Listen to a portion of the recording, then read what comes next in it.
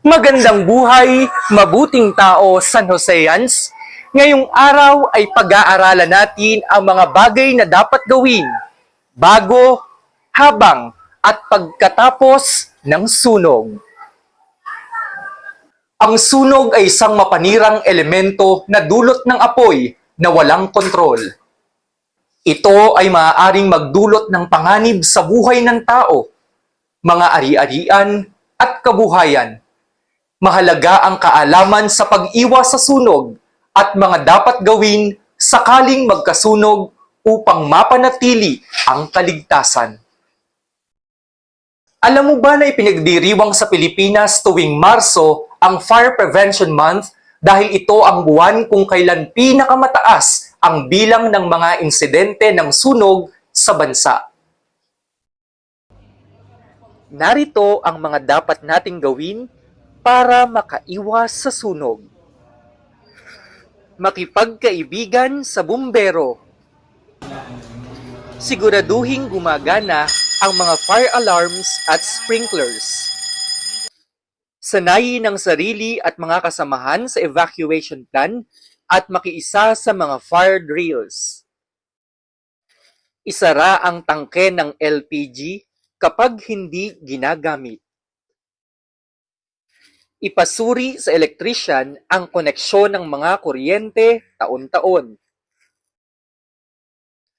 Tanggalin sa pagkakasaksak ang mga appliances at gadgets pagkatapos itong gamitin.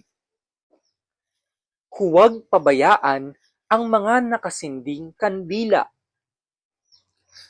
Turuan ang mga kabataan ukol sa pag-iwas sa sunog. Alamin ang paggamit ng fire extinguisher. Pull the pin o hilahin ang pin. Aim the nozzle at the base of fire o itapat ang hose sa pinagmumula ng apoy. Squeeze the lever o diinan ang pindutan. At sweep from side to side o galawin ang hose na parang winawalis ang apoy.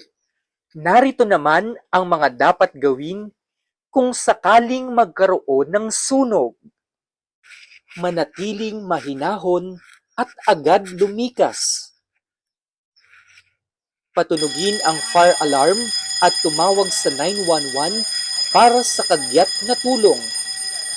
Maaari ring kontakin ang mga sumusunod na numero ng BFP City of Baliwag 0942 352-7440, 0963-303-5238, o kaya ay sa BFP Baliwag Landline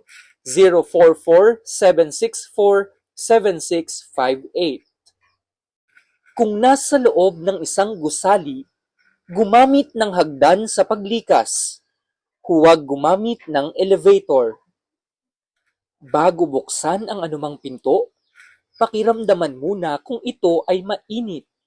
Huwag buksan kung ito ay mainit dahil maaaring may sunog na sa loob nito. Kapag may makapal na usok, gumapang papuntang ligtas na lugar.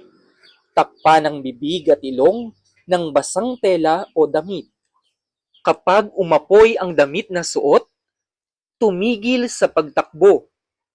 Sa halip ay dumapa at magpagulong-gulong hanggang maapula ang apoy. Sige nga, ano nga ulit ang dapat gawin kapag umapoy ang damit na suot natin? Tama! Mag-stop, drop, and roll. Kapag hindi nakalabas, manatili sa loob at humingi ng tulong gamit ang tela na may matingkad na kulay o gumawa ng ingay para marinig ang mga rescuers. Sige nga, sabay-sabay tayong humingi ng tulong. Tulong! Tulong! Pagkatapos ng sunog, narito naman ang mga dapat nating gawin. Pagkatapos ng sunog, huwag bumalik sa loob ng bahay o gusali hanggat wala pang abiso ang kinauukulan. Ipasuri ang sarili kung nasugatan o nasaktan. at humingi ng tulong sa mga kinauukulan o organisasyon para sa suporta at pagbangon. Tandaan, palaging maging handa at alerto para sa kaligtasan mo. Tandaan, palaging maging handa at alerto para sa kaligtasan mo.